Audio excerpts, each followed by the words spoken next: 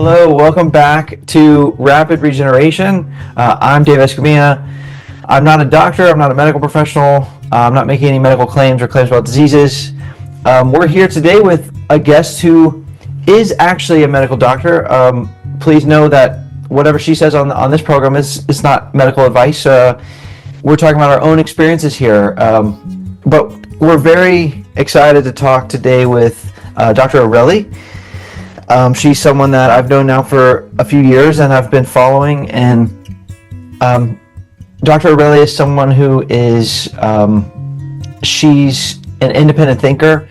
She's gone through, the top schools and gone through the medical system, and she's in that world that takes a lot of brain power and intellectual smarts, but she's also a very independent thinker. Figures out things for herself, and it's just someone that I admire a lot, and I'm excited to learn from today. So, Dr. Aureli, thanks so much for being with us. Oh, thank you, Dave. Do you go by David or Dave? Sorry. Dave, please. Okay. Yeah, no, thank you. I appreciate how receptive you are to listen to different things. And, just like you, I arrived to the kind of like more natural way of living and how humans are supposed to be eating and all of that from the natural perspective. And it's really convincing, and it's, very valid, but there are certain points where we need to pay more attention and actually question ourselves and what we have believed, and have that intellectual honesty to actually correct, amend, or tweak certain things in order to be healthy. At the end of the day, it's about health. So that's that's been my approach all this time, and obviously it took me some years to figure out, I've been raw vegan for since 2018, so I was living that lifestyle exclusively for 5 years until 2023 that I decided to go high raw for the purposes of increasing my protein intake. It's easier as a high raw vegan than an exclusive raw vegan. Yeah. Okay, so I want to talk with you about that and talk about how you look at the macros in terms of getting the best body composition. But before we do, take us back, because I think you changed your diet around 2008 and went more vegetarian, and then more vegan in 2013, and then eventually raw foods vegan in 2018. So what was that evolution like? What was going on in the mid to late 2000s when you started to make these changes? Yes.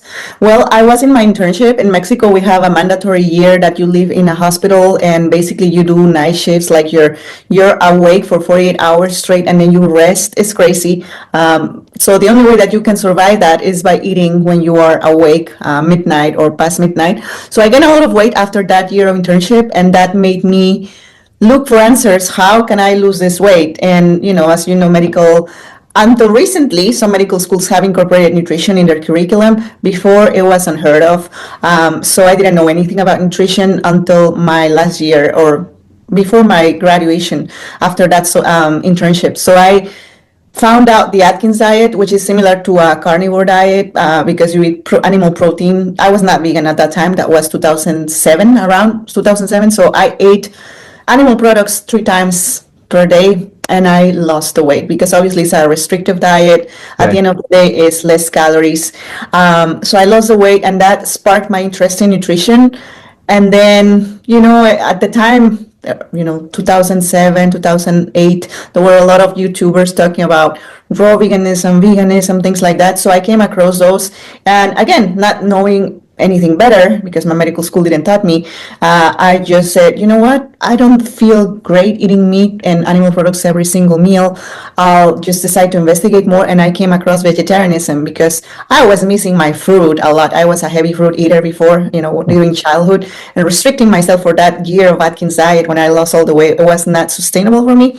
So I was like, okay, yeah, definitely vegetarianism makes sense. So I incorporated the carbs back, everything, like I would say a balanced diet, but it was more heavy on cheese because I was vegetarian, and sometimes eggs and things like that. But for the most part, it was plant-based. And then it was so I lived as a vegetarian for 5 years, more or less. And I was doing great. I have my carbs and my plants and fruits until, for ethical reasons, I watched this movie, Earthlings, because I was Oh, consuming more content. When you go vegetarian, you start going into that sphere of thought. So I came across, famous vegetarians in the world, and I came across Joaquin Phoenix, and I thought, okay, let's watch his movie, Earthlings, and that made me shift overnight as a vegan because I mm, was, crying and so emotional. Was an emotional response for me to go vegan. I didn't know how I will make it. But along the way, I started because I am, as you mentioned, and thank you for the compliments. I'm very inquisitive. So if I jump into something out of an emotion, yes, but at the same time, I monitor, like, am I doing it the right way? What is missing? So I didn't supplement with B12 for probably a year or so until I started with tingling sensations in my fingers, things like that. And then I read about B12 deficiency. And then I became more and more interested in nutrition. And part of my career as a pathologist, I really go deep into the inflammatory process and inflammatory cascade in our bodies. And it totally made sense. The more I kept researching, it totally made sense that the less inflammation we put in our system, the best we're going to do. So I realized, okay, raw food seems to be the less inflammatory. And then, around that year, you saw all this rise of YouTubers talking about the benefits of raw food. So one ingredient was my own background, and the other was the excitement of seeing these communities thriving, or apparently that's what the YouTube channels told me. So I just said, you know what, raw vegan is the answer. So I transitioned from veganism. Probably I lasted as a vegan and eating obviously junk vegan food, Thai, Chinese noodles, and all of that, and then transition gradually into raw. And then when you are transitioning into raw, you notice how you feel when you go back to cook food. And then when sure. you stay for a long time raw and, this clean state of mind. And I said, okay, enough, I need to make a commitment. That type of person like, okay, this is the day. And it was January 2018 that after I was vegan for another 5 years, more or less, I was like, it's time to go raw. And that sparked my curiosity to create content on social media and document my journey and, sharing the benefits, because as a medical doctor, I feel like I had the responsibility to share this knowledge. Like, okay, I came to medicine to help people heal. So if the way we eat really contributes in a significant part of how we feel and how we're going to do at the end, why not? So I try to combine those things. And that's how Raw Vegan Doctor came about at the end of 2018. So I was producing content videos and all of that. It was a transitional phase in my life. I moved to England and a lot of things happened, but I was more free. And I did the raw vegan thing for 5 years straight. I attended festivals, but always supplementing with B12. And then I came across the knowledge of vitamin D, and then iodine, things like that. So always, trying to, okay, what else I'm missing? So I always incorporated those. And I think that's the reason for my success to being animal free for almost 12 years now, because I always supplemented. Okay. So, yeah. And then you want to know why I went high raw? Tell me Yes. why. Yeah, yeah. So yeah, then you made a shift, and which I've read your newsletters and everything, and but yeah, please help tell the listener about what made you shift in around 2024. Yes. Yeah, so it was actually it was 2023. At the Okay. end of 2022, I was like, you know what? I don't like the way I look, and every time that it seems like I need to get in shape, because I always oscillate like weight and our bodies changes, especially for women with every cycle and all of that. And I always oscillate like 2 kilos more, 2 kilos less, and that's my range. It's not a static thing. And then I realized I don't like the way I start to look, because I also want to mention the vegan and raw vegan type of eating gave me a lot of energy, carbs, so you had to burn those carbs, because otherwise, regardless of how healthy supposedly this diet is, if you eat excess calories, you're going to increase your fat deposits, because you need to understand that carbs metabolize into fat eventually if it's in excess. Anything in excess, you gain weight. So I was like, burning all those fruits and carbs by running. I used to run a lot, probably 5 kilometers every day, and during the weekend, maybe like 8 kilometers. I ran several half marathons and all of that. So that type of exercise was really taxing to my body. And then when you reach certain age, not that I'm super old, but I'm not 20 anymore. So I realized that, you know what, I don't like the way my body composition is looking. I feel like I need more shape. So I said, I'm going to start lifting weights. It seems like helps with body composition. And I was reluctant to believe the protein hype because I've been not even by the raw vegan community, but also because I learned from everybody, right? So from the plant-based doctors as well, like T. Colin Campbell and all these people that are like carbs, and don't worry about protein and all of that. When I switched my sport, I noticed that I couldn't do a push-up, not even one single push-up. And in order to make progress, it took me a while. And then I noticed because I changed my routine of exercise, I kept eating the same way, but my hair also started thinning. And I was like, what's going on? And then I was like, okay, makes total sense, the protein thing. And then one thing led to another. And then the more I started researching it, I was like, okay, it totally makes sense. Like, okay, what are the recommendations? So if you look at the like all the nutrition societies in the world, the recommendation for protein is 0.grams of protein per kilo of body weight. And that Yes. number, And yeah, for Americans, that is equal to zero point, 0.37 or 0.4. or 0.36 grams per pound of protein. Is that right? Right, right, yes. So that's why so many vegans say, don't I don't even worry about protein. Not only, influencers, but vegan doctors. That's how the influencers learn from, right? From professionals. And then they make it mainstream, not the other way around. So even vegan doctors say, don't worry about protein because 0.36 grams per pound or 0.8 grams per kilo, you're making it, it's Oh, you're yeah, not. just to put that in perspective, if you're 150 pounds, that's about 54 grams of protein. Right. So yeah. Yeah.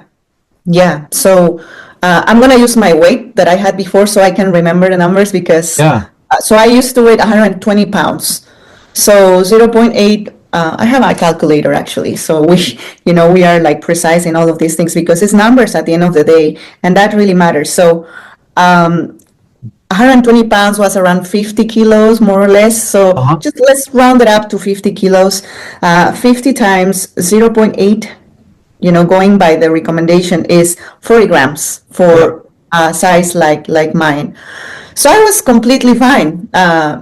If you eat plenty of fruits and vegetables per day, you're gonna get your 40 grams. But if you are in calorie restriction or mono mealing, like many people like to do, or fasting, you're barely reaching 40 grams, especially if you are taller than me. I am 5'3", 5'3" inches. So a person that is almost 6 feet, sorry, 40 grams, it's not enough. Now, this is just to fulfill our requirements, right? Because protein is not only muscle. Protein is not only, I don't know what people think when they think about protein. Protein is everywhere. If you study biology and histology, I know this because I see it on a daily basis. Every single organ is made of protein. Yeah. So yes, there's a lot of exaggeration from the carnivore bodybuilding community, and that's why it's kind of cringe for us to hear like, oh, you don't need to stuff yourself with protein like these people. Right. Like you don't worry about protein. It It's is not. possible to get too much. Right? There's the other side of the extreme where Yeah. you're just eating excessive amounts of protein. But then Yes. what you're saying is that when your hair is thinning, you're starting to wonder, okay, is my body not getting enough protein for the exercise I'm doing? And so is it starting to synthesize protein from other parts of my body to build the muscle? Yes. So I was doing fine, like as a raw vegan, high fruit, high carb, low fat, low protein. I was reaching 40 grams, and that in the past that allowed me to keep running because running is just energy. Obviously, you need protein in your legs, right, to have strong muscles in your legs to keep running. But it's my body actually adapted to a way that I don't tear up my protein in my muscles with every single run. I actually burn carbs when I'm running. So it never required like extra work from me. I never run to the point of I'm breaking down all my fiber muscles in my legs, and then next day I need to repair. Never happened like that. It was more like a recreational thing for me to do, and unless I run like a race. I need to push myself. Sometimes, in the past, I used to finish 5K in my record is 22 minutes. So that was back in the days when I ran a lot. But after those races, I was turned out like the next day. So if you're putting more effort in working out, you're definitely gonna need to recover and replenish, and you need to refuel to build what is broken. So when you work out for bodybuilding, not like I don't want to be super muscular, but to reshape my body and to put muscle in the parts that is gonna give me a nice physique. With every single workout, you're breaking down muscle fibers, and that's how muscle grows. You break apart the fibers, and then you put on protein and amino acids to build the fibers stronger and bigger. So that's what happened. So these 40 grams that I was eating as a raw vegan, high carb, low fat, low protein served me just to keep living, just to keep me alive. But once my protein muscle broke with every single workout, my body's like, okay, hair is not important. We actually need to repair a wound that is happening on a continuous basis after every workout that this woman is inflicting on us. So hair is not important. This is where the protein needs to go. So I realized, you know what? Working out requires protein. Okay. And Yeah. so part of this shift happened because you made a shift from more cardio into more resistance training, and this is this due to your just pursuing you talk about body recomposition, but Yes. just having the type of physique that's the most healthy, which is more muscular, more kind of fit, not so much like the lean runner, but more having more muscle composition. Is that fair to say? Yeah, so that's some, along the lines. I was doing this, tweaking my diet, seeing the effects, and also consuming literature and content from other people that were more experienced than me. And at the same time, I learned this term, body recomposition, meaning your body basically is for like what gives you the weight and your shape is based on your bone structure, your muscle, your skeletal muscle, and the subcutaneous fat that you have. And sometimes, if somebody has a big belly, it's the visceral fat that you have. So, body recomposition means that you are basically melting the fat while at the same time you're putting more density in your bones and in your musculature. So let's put myself as an example again, because I cannot talk about somebody else, right? Not that I love talking about me, but I can see it in my own journey. When I was a runner, I used, just to give you an example, okay? When I was a runner, high carb, low protein, low fat, I used to eat around 2,500 calories, right? 2,500 calories. And that gave me the body composition of somebody who is skinny, skinny fat, because I was accumulating body fat in my trunk. I didn't never had like the hourglass. We can do another video about like ladies who promote like flat belly all the time. It's not healthy. But I never had that figure because I was my body composition was more towards my muscles getting weaker and accumulating more fat. So that's the skinny fat look. I will never gain a lot of weight to make me look obese or overweight or fat because of my sport, because eating 2,500 calories on a consistent basis and burning those excess calories by running, I will never gain the weight. But eventually, with age, you lose muscle fibers. I see. Yes. And this is called sarcopenia, right? Yeah. When muscle starts to leave the body, right? And this Yeah.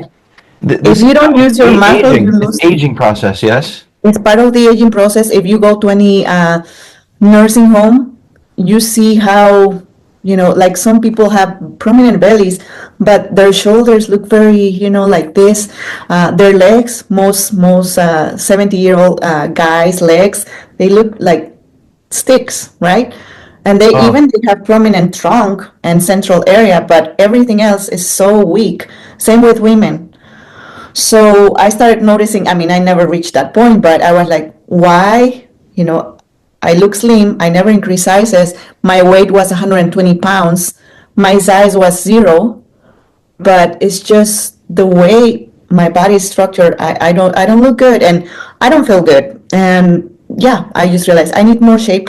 I need more biceps, more deltoids, maybe more glutes, maybe more quads. So body recomposition means that with time, with proper diet, proper protein supplementation, proper training, you are gonna keep melting the fat. Your size is gonna stay the same, or maybe it's gonna increase a little bit more because the muscles. But your bone density is gonna be much better. You could recover from osteopenia and osteoporosis, and you're gonna weight more. That's the thing. Before I was size zero, 120 pounds. Now I'm size two or size zero sometimes, but I weigh 130 pounds, and I okay. don't look overweight because I muscle weights more than fat. Yes. Okay. So I recomposed my body in a way, and I did a DEXA scan to prove it. I just need time to make all this type of content, but a DEXA scan gives you an idea of how the percentage of fat, bone, and muscle that you have in your body. So I Okay. remember when I started training back in the days, maybe in the first DEXA scan that I did was around 2020, and my body fat percentage was around 26%. And even the trainer was like, "You don't look as a 26%. You look, slimmer than that." And I said, "Well, I had 26." And then after I trained for a year or so, my bone density was, to the roof, very good. My muscle mass was, green, all green, check mark green. And then my body fat percentage was 23, 22%. But I weighed Okay. more. Wow. 10 pounds more. Yes. And so just to be clear, this is not. It's not just about having the kind of body that we want, materialistically, or looking sexy, or having a certain physique. You're really trying to beat the aging process, and you're doing this for health reasons to try to have the most healthy body. Am I understanding that correctly? To be honest, I do it for both reasons. Sure. Once you realize it's motivational to see how your body's transforming and how you're able to preserve other tissues, without compromising the things that make me a woman, like long hair, my collagen. I mean, collagen um, is protein. At the end of the day, it's just another name. But I could see I don't know if you find old content of mine, but I can see how my skin looked thinner in a way, like more papery, and now it's more full. Maybe because I have more weight, of course, but it doesn't look bad. It doesn't look like I'm overweight. It's It looks just, great. It looks great. You look very radiant. I have to say. oh, So thank you. I used to put some makeup, but yes, it's definitely helping, not only, building muscle, but also other parts of my body that require this important macronutrient. And at the end of the day, it's that.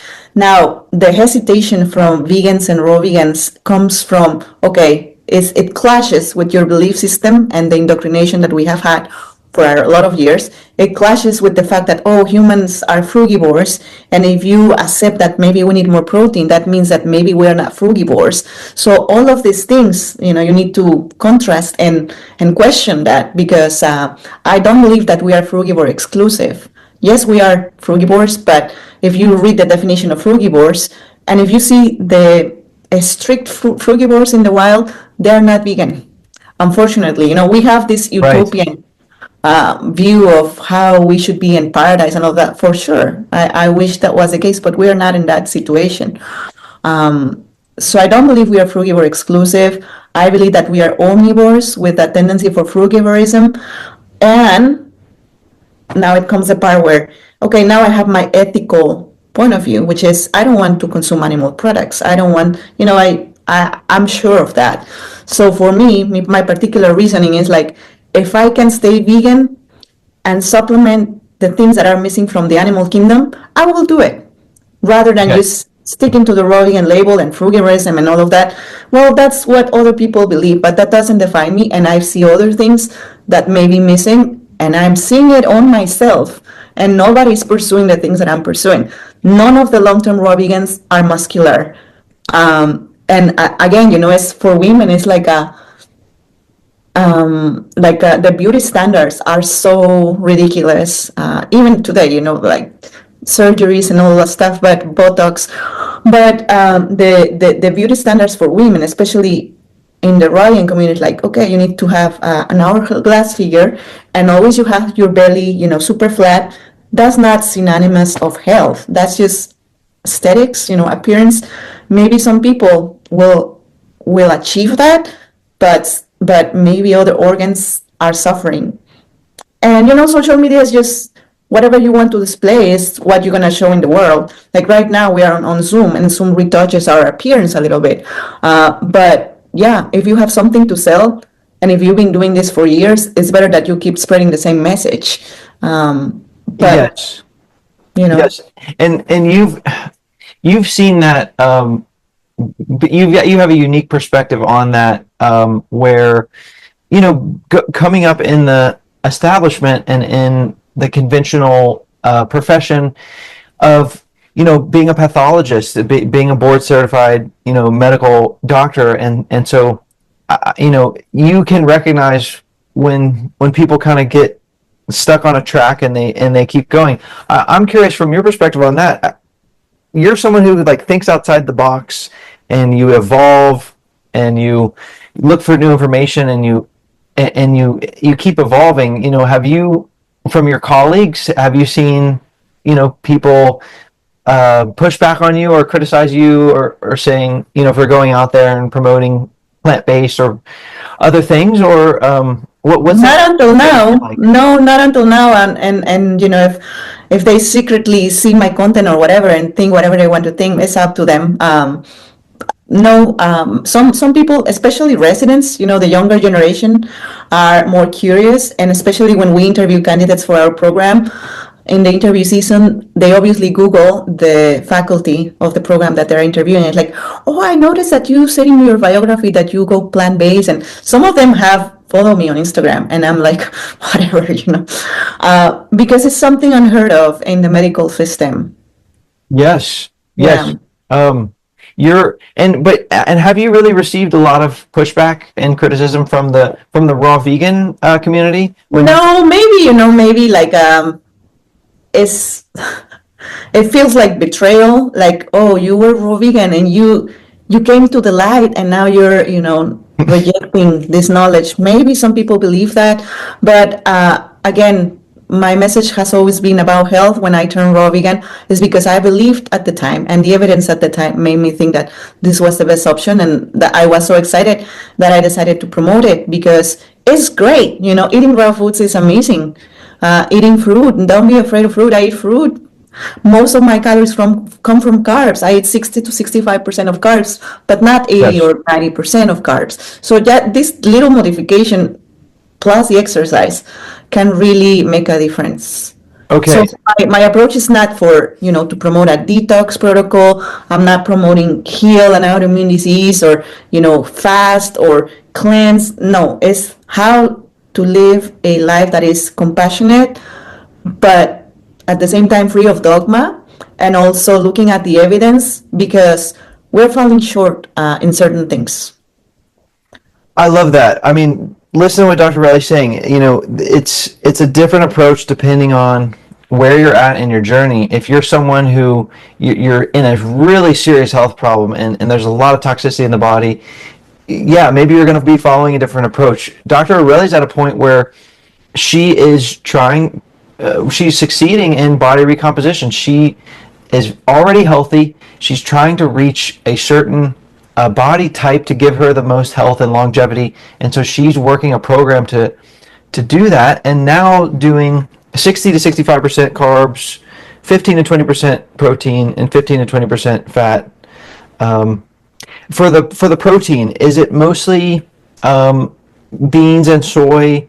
And is yeah, because Yeah, so the protein sources for vegans sometimes are misunderstood. Like, some people think beans and quinoa, which in reality, if we, everybody has this information. Like nowadays, you can just Google it. Higher percentage of protein per calories say that per calories in plants, and you're Okay. gonna come across seitan, which is Yes. gluten. I don't need that just because I think it's highly processed, but I Okay. don't see anything bad with it anymore. Like I broke so many belief systems, right? Like, oh, it's bad because it's processed. No, I no longer believe that. Tofu, Uh-huh.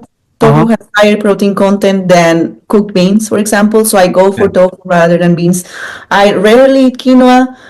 Again, listen, I know the benefits of eating raw, and I definitely feel better when I stick to raw. But like if you have the time and patience and energy for sprouting your lentils and all of that, go for it. But sometimes I eat cooked lentils, so yeah, I think tofu, seitan, and protein powders, especially protein powders, are the highest protein sources. Some Okay. people have like a version for protein powders because there's heavy metals in them and all of that. I mean, it's a matter of trust in the brand that you want to purchase from. We're not exempt from heavy metals, even if we are raw vegans. They're everywhere. But yeah, I feel like, I mean, it's been 2 years like this, and again, I'm not preaching to everyone like indiscriminately use your protein powder. It's like I just do it because to reach the numbers that are recommended for the sport that I'm practicing right now, I need the powder. And I don't have any issues with that other than what I explained in my third newsletter, where I said the pros and cons of eating this way. Yes.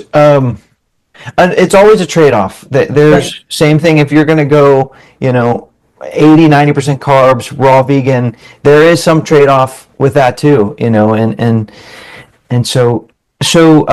do you track your macros using using what's the tool that you use for our listener that they could use it? Yeah, you can create a free account on chronometer.com. MyFitnessPal.com is also really good. And there are a few others I'm not familiar with, but I know that there are better apps, like modern apps nowadays, that track your food. I don't know, there's one that if you photograph the plate that you're gonna eat, it detects by AI what it is, and it gives you an estimate of how many grams and what you're eating and breaks down all the macros for you. So Wow. yeah, there are tools, but if you want to do it like old school, just Google everything that you eat. And I don't track it every day. I did it at the beginning to learn the math and the science, but now I just eyeball it, and Okay. just like raw vegan, I you see. like there's a learning curve for that. Okay. Yeah. But as you're getting started and you want to track your macros, yeah, I've used Yeah. Chronometer and it makes it super easy. Yeah. So going back to the macros, so when you cook beans or tofu or soy, is it can you soak it? Do you soak it before you cook it, or Yeah, it's recommended for the beans to be soaked, so you eliminate all of these anti-nutrients that are gonna give you gas. So yeah, I soak them okay, and cook. Yeah, you cannot okay, eat sprouted beans because some of them are toxic, so you need to cook them. got it. Okay, so you do normally you're soaking as part of your preparation. Yeah, but right now I'm not recurring to beans as my protein source. Tofu is a soybean at the end of the day, but Yes. it's a processed version of the soybean. If I had edamame available, fresh edamame, I would prefer that for sure. Um, that's another thing that I forgot to mention as a good source of protein, edamame. Okay. Um, And so what about I was having this thought and I'm curious to get your feedback on this, but what about amino acids? So my understanding is when we eat protein, the body breaks it down to amino acids and then it recomposes into protein in the body. Can't we just load up on eating amino acids, or is it just hard to find that much volume of amino acids to consume, every day? But can't we just do a workaround and then go straight to the amino acids instead of consuming the protein? Um, yeah. what are your thoughts on that? Yeah, I know that some people promote branch chain amino acids and they're marketed that way. I'm going to cut out the audio of the answer that I gave David because I said something that was incorrect and I revisited the subject and now I have the right information. So, branch chain amino acids are composed of only three amino acids: leucine, isoleucine, and valine. These three amino acids are believed and have been studied to be crucial in the starting of protein muscle synthesis. However, our bodies need all of the nine essential amino acids to build muscle proteins. So if we only supplement with branched-chain amino acids, we are missing the other six essential amino acids. Leucine is a powerful signal that turns on muscle protein synthesis by activating mTOR. But after turning the switch on, our body still needs raw materials, meaning all the nine amino acids, to actively build new muscle. So that's why we cannot rely only on the supplementation with branched chain amino acids, but consider increasing the amount of protein in our diet because all of those sources will provide us with the nine essential amino acids. Yeah. Okay, what about if you were going to have the same macro target of 15 to 20%, but you wanted to, let's say you wanted to keep it raw, what would you eat to get that protein in? Yeah. So the thing with this is that why high raw? If I'll answer to you right now. Yes, you can get them, but the problem is that if you want to eat the same amount of calories, it's impossible to get the 20% of your macros from protein if you want to stick to a 2,000 to 2,500 calories per day. So Okay. just to give you an example, one banana has 100 grams of carbs, 1 gram of protein, and 100 calories, just to round it up. A big banana, right? 100 Uh-huh. calories and then 1 gram of protein. In order to get so what I'm getting out of 25 bananas, I'm getting 2,500 calories, but just 25 grams of protein. You see? Right. Yes. So in order to And you're trying to hit more like 50. yeah, 80, greater than 80. Okay, 80. So For me, now you're only at 25 grams and you're at your calories for the day. exactly. Okay. So you need to really learn a little bit of nutrition, which everybody can get self-taught with these apps, Googling things, what every food that you eat. And it's just at the beginning, just to, because you need to have some sort of control, right, of what you're eating and see how you're doing. So if you want to keep it as raw as possible and not gain weight, because excess calories is excess weight, I will do more. I'll cut the fruit, which is, like a blasphemy for some people, but I will cut the fruit and I will probably eat more salads and more sprouts. Okay. So Yeah. what about nuts and seeds? Is that tricky because they're much higher in fat than they are in Yeah, protein? yeah, and one of the principles of eating the raw vegan diet the right way is that you keep it low fat, right? And Yeah. there is a reason for that. I also keep it low fat. I don't believe that beyond 10% of fat is bad, but I see the difference when I eat excess fat, like beyond 20%. And I know the numbers because I track myself. So I try to keep it 15%, 20%. And if you try to eat pumpkin seeds or flax seeds, to get more protein, you're gonna eat more than 20% of fat. Okay. That's so this is why this is so tricky because Yes, basically the beans and the legumes they're unique because they're very high in protein but they're low in fat. yes. Um, That's why Dr. Greger and all the plant-based doctors, they say the longest living individuals eat beans worldwide because, it's low fat and high in fiber, high carbs, and high protein. So okay. it's a good food. And if you want to really be strict about the botanical definition of a bean, at the end of the day, a bean is a fruit. Right. Botanically speaking, it's categorized as fruit, but you cannot eat it, straight from the plant. So it has to be Okay. processed.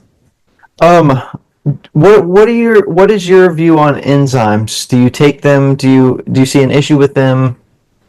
Yeah, so at the beginning, it was not easy transitioning to a high raw vegan diet because after 5 years of raw exclusive, my microbiome was not used to digesting tofu, beans, and all of that, and even the protein powder. So it was a transitional phase, probably lasted, the first 2 weeks were horrible, I'm not gonna lie. But I knew that my microbiome was not, the colonies of bacteria that I needed to process that food needed to develop with time. So the more you do it, and then find ways to tweak it. I probably felt comfortable after 2 months, not digestive problems and all of that. So digestive enzymes could help at the beginning for sure, but I found that even with the digestive enzymes, if you don't drink enough water, if you don't accompany your protein meals with fiber, high water fruit food, and if you don't space out your meals, that's also something that you have to learn. As a raw vegan, I used to eat every 2 hours, every 3 hours. Now with a high raw vegan, higher protein approach, I eat probably more space. So there is no like the timing, for my bowel movements and the digestion to take process, it doesn't interferes with what's going on from, 2 hours ago from what I'm eating right now. So I space Right. out my meals a little bit more. So that's the trick. I believe that's a trick. Okay, okay. We're talking with Dr. Aureli, draureli.com, on Instagram at Dr. Aureli. Is that Dr. Aureli? Yeah, I think in Instagram I put a dot after doctor, dr dot Okay. already. Dr. dot Aureli, Yeah, Areli. yeah. I almost forgot to mention Dr. Aureli is also one of our speakers at Texas Fruit Festival, which is an event in Austin, Texas. It is not a 100% raw vegan dogmatic event. It's an event that's open to everybody, and the speakers that we're having are just people who have great information about natural health and promoting especially plant-based longevity. And so we're very excited that Dr. Aureli is going to be there in September of 2025. TexasFruitFestival.com.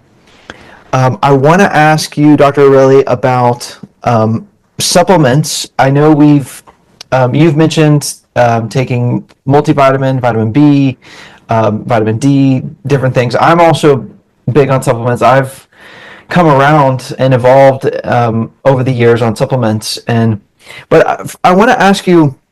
I don't want to beat a dead horse on like the main supplements that we take, but I want to ask you about some of the stuff that I'm seeing out there with functional medicine and some of the people that are on the cutting edge. A lot of times I'm seeing them and they're prescribing like peptides, which we talked about, synthetic peptides, or things like DHEA, hormone precursors, things that you can't really find in nature. They're only made by the body, but they're being synthesized. And so I'd like to get what are your thoughts on stuff like that? Are you to me, I'm skeptical to consume something like that. That's a little more unnatural. But what are your thoughts on seeing kind of where that's going in the space? Yeah. Well, I think it really depends because some people take supplements and precursors and all of that for beauty purposes, right? Like collagen powders is for women to prevent the wrinkles, or to delay the appearance of wrinkles, to have a more supple appearance in your skin. So, as a woman, if something is enhancing my beauty, I'll take it, but it's totally up to you. I guess for a man it's not a priority, but for me it is. So whenever I reach menopause, to have an easy transition, maybe I'll do hormone replacement therapy. Maybe now the reason why I'm also doing the bodybuilding type of exercises and resistance training is not only for my body composition and bone health, but also for an easy transition into menopause and to avoid the slowdown that happens immediately after menopause. So if you have, because muscle is not only like a aesthetic thing that helps you move and look, plump and all of that, it's also an organ. So the Yeah. more myofibers you have, is an organ that actually helps you with your immunity, helps you. It's so many things that happens at the metabolic level that I also learned along the way. So yeah, when you come to the functional medicine aspect of things, people recommend things to enhance certain functions in the body. Ashwagandha and all of these terms, like kind of like Eastern medicine, Chinese type of thing. It's just to enhance certain functions, and I don't see. I think with anything that comes with abuse, maybe it's bad for you. But honestly, like I haven't studied everything that people promote out there. So Yeah. the peptides, peptides, of course, is another way of saying proteins at the end of the day. Because proteins, I mean, it's just like Branched I'm chain gonna. proteins. Sorry. A branched chain. It's like a collection of proteins. Yeah, so this is my bracelet, right? So this is a whole protein. Yes. But if I cut this every single link, I can make an earring, right? Mhm. And I get rid of the whole bracelet, and this makes an earring. But there are amino acids to make the earring. So, but if I flip it in a way that is rounded like this, maybe there are like 10 links and I can make a ring. But at the end of the day, it's a chain of peptides. Peptides is a chain of amino acids. So Amino this acids. Yeah. thing is a peptide, but one link is an amino acid. Five of them is a peptide, and the whole thing that is forming something is a protein. So it's the same thing. Okay. Yeah. Have you thought about just getting a bucket of amino acids and just saying, let me just take these because it all goes back to the amino acids, you know? I mean, Yeah. it's hard No, to find them. It's hard to concentrate them. it's And hard to concentrate them. And again, when people study bodybuilding and what peptides, what amino acids go into synthesizing muscles, they came across different types of amino acids. Don't quote me on this. You can Google it right now. The three most important amino acids that contribute to muscle synthesis, and I think it's leucine, lysine, and I forgot the other one. But those three have been studied to start muscle protein synthesis. So those are the ones that you find in GNC or this type of stores, health stores that are exclusively for starting muscle protein synthesis. But then collagen supplements have other types of amino acids like arginine, and then you throw in copper and vitamin C to make collagen. So they sell you something that is going to boost your collagen production because they add other ingredients and other types of amino acids. So again, it's gain of function, okay. not a virus. Yeah. Not the other kind, not the bad kind. Wow. What I love about Dr. Relly is that you have an open mind, and I've learned to be the same way. That we, like not to just judge something immediately, and I think we need more of that in our world. And so It's just having that open mindedness to question because it's for your own benefit. And same as we reject the medical establishment, because I'm part of it, but I noticed that it was not for me. That's why I choose pathology, because I have nothing to do with pharmaceuticals, nothing to do with insurance companies, nothing to do with the workflow of conventional medicine. I'm just in my office, and I read the slides, and I make diagnoses, and I make reports.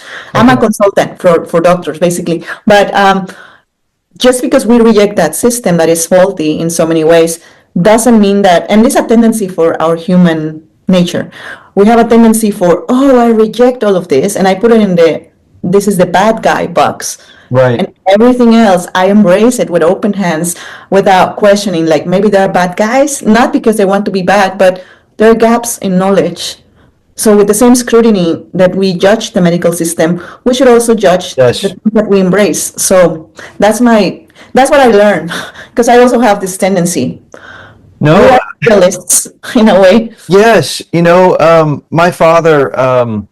He was a minister in the church, and I learned over time that my father is a good man who's doing good work inside of a system that's really broken, and the church is doing some good things and a lot of dysfunction, and but he's still in that system. So you see that it's not black and white, and that it's gray shades of gray. And so for you, working in the medical system, being a pathologist and studying where is disease coming from, where's the body kind of breaking down, what patterns do you see that is the origins of pathology of the body having problems? Where does that is it inflammation, or where does that come from in terms of a pattern? Well, that's the interrogation that everybody has trying to discover the cure of cancer, right? It's multifactorial. I think it's multifactorial. Inflammation is just one branch of or one aspect of it. So in my desk, in my microscope, two main things come to me every day: cancer and inflammation. So for example, if I'm a neuropathologist as well, so I do I specialize in brain biopsies. So Yes. when the neurosurgeon takes a brain tissue from a patient, I make a diagnosis of certain brain tumor, right? Nobody knows how that tumor reached that point, how it started. We're talking about cell phone radiation, all of that. At the end of the day, I think it's multifactorial. Same with inflammation. Sometimes the patients have encephalitis, meningitis, things like that. So I see the inflammation happening there. But in certain occasions, there is a link between inflammation and cancer, like chronic gastritis and gastric carcinoma is proven. Also, H. pylori. That's kind of like a very strong link. Not all types, there are different types of gastric cancers, but there is a particular type that is associated with H. pylori, and H. pylori associated with chronic gastritis. But you cannot tell the same thing for everything that happens in the body. So you can have inflammation like tonsillitis, and it's just like something chronic, but I don't see association with carcinoma of the throat. Sometimes you have HPV in the cervix of the uterus of a woman, and that's linked to cervical cancer. But yeah, it's an incognito, and I feel like it's multifactorial. Some people, and also you have your personal genetic makeup that makes you more susceptible to other things than others. Okay. I've I'm familiar with this concept, talking about the anatomy of how, let's say, a tumor forms, which Yeah. is there's a concept that's out there that's saying that basically the cells become basically toxic, or they get intercellular waste that becomes toxic, and that the mass that's formed, or the tumor or the blob that's forming, is basically like a buffer that the body is forming to almost encapsulate that area to keep it from spreading, or from the toxins getting to other areas of the body. Yeah. What are your thoughts on that? Yeah, I mean, it's a good theory. I would say at the end of the day, if you analyze an individual tumor cell, is a crazy cell. Like it's self-dividing, is independent, like it no longer obeys the rules of that tissue, because the cells are self-contained. Like if in my skin, if one of my epithelial cells of my skin, they're just gonna evolve to the surface and they're gonna desquamate. That's the cycle. Okay. But if I have skin cancer, that cell never matures and becomes a squame. It just keeps proliferating, and I feel like the toxicity and the toxemia theory and all of this acid base, alkaline and all of that is interesting as to understand that we should be cleaner and that we should enhance the body to be clean and to avoid excesses. But I don't see that theory applying to every single type of cancer. Maybe to some of them, yes. I wouldn't lie. Okay. I mean, yes. So it's more like, again, it's not black and white. It's more of like, we're gonna play the odds. Yes, if you want to make your body alkaline and get the toxins out, you're putting the odds in your favor. But we can't guarantee. You can't guarantee that. You can avoid all these problems. There's no guarantees like that in this There's no guarantees, unfortunately, and that's our tendency as well. Like we want to find the fountain of youth, the fountain of immortality. And it's just a tendency that we have. We don't want to die. And I mean, I believe that we can live longer than the life expectancy, and keeping as healthy as possible and functional as possible. And definitely the raw vegan diet, and high in fruit, high in vegetables, leafy greens, and all of that is going to give you advantages to preventing certain diseases. But you also have to pay attention what are the things that I'm missing from this that probably are gonna give me osteoporosis if I don't promote, muscle growth and bone density and all of that. So, I mean, I would rather have osteoporosis than cancer or a heart attack. So it's pick what you want. Like there's no warranty with anything, but it definitely helps. At the end, it's like a healthy metabolism. I know that people use acid, alkaline, and all of that to understand more, especially if you don't have any background in biology or medicine, which is fine. I debated this a lot, but I think it's harming. Like I don't know if it's harming more people just going by this reductionist approach, the alkaline acid, but it's a good way to understand that you need to have a healthy metabolism. At the end of the day, your pH in your body remains at the same level. You cannot Yeah. oscillate to a very alkaline or very acid because you die. So the Right. body has systems to buffer alkalinity or acidity, but Yes. certain foods for sure, right? Coca-Cola and like every single venom out there that we know, it's gonna be more acidic for sure. And so then the body will buffer, the buffering systems get kicked up, and then Yes. um, so But you cannot live forever buffering the aggression, right? So that's how disease happens. Like we overload or how abuse those systems. okay, Yeah. okay, okay. A couple lightning round questions. I want to make sure I ask you. This is super interesting, and I so appreciate this conversation. What about omega threes? Do you have a go-to for omega? Yeah, I don't know the name of the brand, but there are vegan DHA, EPA supplements. So I go for those. Okay. Dr. Clapper, are you familiar with Dr. Clapper? No. Dr. Clapper is probably past 80 years old. He's a very famous vegan doctor. He had a debate with Joel Fuhrman and, like those plant-based doctors. They were debating between like, oh, should we supplement with omega-3s or not? Dr. Clapper said no, but eventually and I like or the way he does things because he kind of goes back and analyzes and says, you know what, yes, we need to take them. So I think that's how we should approach things, like reconsider it, the things that we rejected and see like actually it's beneficial. So that's how I learned that it's actually beneficial. I was following him for a long time and I still follow him because I think he's honest. So he said eventually like, oh no, we don't need it. But then he analyzed the information and said, you know what, we need it. So I take it. I don't think it's harming me.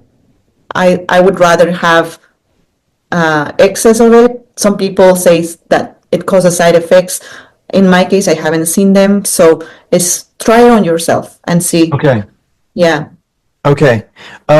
What about salt? Do you use salt? What are your thoughts about it? I avoid salt as much as I can. Sometimes if I eat out and if there's in the menu some salad with tofu or something, sometimes they use more spices and salt than usual or what I'm used to, but I try to keep it low salt. Yeah. Okay. No, I don't use salt on purpose unless it comes with it. And even the tofu, I ate plain tofu, and if it comes with salt or some sort of sauce, teriyaki or thing, I just washed it off. I rinse it in the sink, and I don't cook it. I mean, it's my personal preference. Like, why would I add extra calories to my tofu by deep frying it or putting some breadcrumbs? And I don't do any of that. Okay. Yeah. We've been talking with Dr. Aureli Cuervas. No, Dr. Aureli Cuervas Campos. Ocampo. Cuervas Ocampo. Yeah. Yes. Dr. Aureli is at draureli.com. That's draureli.com. And on Instagram at dr.aureli. We're so honored that Dr. Aureli is going to be at Texas Fruit Festival this year, giving a special talk. She's going to be part of a Q&A panel discussion, and you can meet her and say hello to her. TexasFruitFestival.com in Austin, Texas. It's going to be a lot of fun. As we close out here, Dr. Relly, what do you what keeps you going? What keeps you motivated? Because I see you, and you're pushing yourself, and it takes work, and it takes a lot of energy to push yourself. So what's inspiring you to keep going like that? That's a good question. I have had my down moments as well, but I feel like just the instinct of keep living, as a human. Also, if there is some pockets of hope in the world in terms of animal cruelty, and if I can be part of it and encourage people to be cautious and do it in a responsible way, I want to be part of it as well. What else? Just feeling good. That really motivates me. Feeling good, looking good, staying at the top of my game. That motivates me because, I mean, there is always like the dark side of everything, or how do you call it? Like pick your pain, right? Oh, yes. Uh-huh. So at the end of the day, like the discipline of doing the thing is gonna cause you temporary pain, but it's gonna get you benefits. Whether if you just are lazy and you let yourself go, it's gonna cause you momentary pleasure, but pain at the end. So I choose my pain. That keeps me going, and also love for myself, because nobody's gonna take care for you the way you take care of yourself. So learn Wow. to love yourself. Have you ever heard of the marshmallow study? No. So they did this study, and I think it was the children were 5 years old, Okay. and they took them in this room, and they put them on a chair with a table, and it had a marshmallow on it, and they said, you have two choices. You can, if you wait 5 minutes and you don't eat the marshmallow, we'll bring you two more marshmallows. If you eat the marshmallow, you don't get any more marshmallows.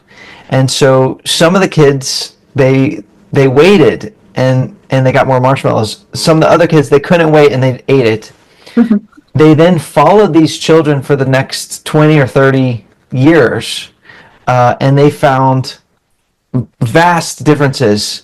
The kids that delayed that pleasure and gratification, they were far happier and more successful in everything in their lives. And so listen to what Dr. Relly is telling you. She's saying she is delaying eating the marshmallows so that she's sacrificing short-term pleasure so that she can have more energy, be at the top of her game, have great Yeah. physique. And I love your answer. And where do you see the things going in the world now in 2025? Looking out, what's your point of view Like for the diet aspect of in things. terms of health of people, getting healthier, learning the right information? Where do you see things going? I don't know. I wish I know, but the ideal scenario, I mean, I could tell you that for me is that more people become aware that at the end of the day, it's metabolic health that matters. Like whether you decide to go vegan or omnivore, whatever. It's just like it's a combination of a lot of things, and also more open mindedness to. Is that the right way to say it? Open Open-mindedness, yeah. mindedness. Yes, I was missing something. Yeah, the open mindedness to embrace different ways of thinking, and also embrace the compassionate side of things, and not just go for the fame. I think like every single human is on a journey, right? So you see all these omnivores, and they're usually very strong with not only in their physique, but also the arguments that they bring, and they're so confident and so secure of themselves, and the way they present the information is so convincing. And then there is this bully aspect of, oh, weak vegans, things like that, but I don't know, ideally it would be like people in the vegan world not disregarding each other, like, oh, you're cooked vegan, you're like more like unity, I would say. And even from the carnivore point of view, like just embracing more compassion and ditching pleasure, which, I believe that meat tastes good. I forgot the flavor at this point and I don't crave it, but yeah, in the ideal world will be like a more compassionate way of living, maybe more synthetic ways of eating, and healthier. Not because the synthetic is bad. Now we know that deep frying and sugary stuff and all of that is bad. But tofu, for example, I don't believe is bad. Some people can't tolerate soy, and of course, I'm not generalizing for everybody. Some people know that they cannot tolerate soy products. That's fine. But more synthetic ways of eating just to supplement our diet and making us more healthy. Yeah, a better society. I hope, it looks grim a little bit, but Yeah, we'll yeah, see. it does. On the one hand, you have, big group of billions of people that are getting more and more sick, right? And then on the other hand, you have this big group of people that's really, evolving, I think, and getting more natural, and they're interested in that. And so, Yeah. and last question for Dr. Relly, what are you most excited about coming to Texas Fruit Festival and being a part of that event? Yeah, I haven't been in festivals for the last 2 years, so it's gonna be exciting to reconnect with like-minded people. At the end of the day, we all worry about health and trying to disseminate this message. So I'm excited to meeting, old faces, new faces, maybe coming with this new approach, and maybe looking forward to having a healthy debate about it. Because again, I don't have all the answers, so I just have explored certain things that other peoples have not explored, and so far it's convincing for me. What else? I'm looking forward to some days off. I think probably I'm gonna take the Friday off just to prepare, and yeah, it's always exciting to break your routine a little bit and go. I love Austin. It's an amazing city. The food I've been to Texas Fruit Oh, Festival once. yeah. So I love that you have a variety of fruit. I love exotic fruits. I love all the dishes that are prepared. Yeah, just community. I love, what's the name of that place? You're doing in the same place? Yeah, it's at Casa de Luz. Casa de la Luz. Yeah. There's also there's a restaurant there, and they have Yeah. whole plant-based foods too there. And Yeah. Casa de Luz, yeah, it's in the spirit of what you're talking about, of just bringing people together. And so Yeah, yeah. I'm missing that part of the vegan world, the community. yes, So yes. looking Well, forward. we're so thankful to have you there, Dr. Relly, and I'm grateful to learn from you and seeing what you're doing. And Dr. Relly is a smart cookie, so I hope that you, the listener, has gotten a lot out of this. And keep up with Dr. Relly on Instagram at dr.arelli, and get her newsletters at drarelli.com.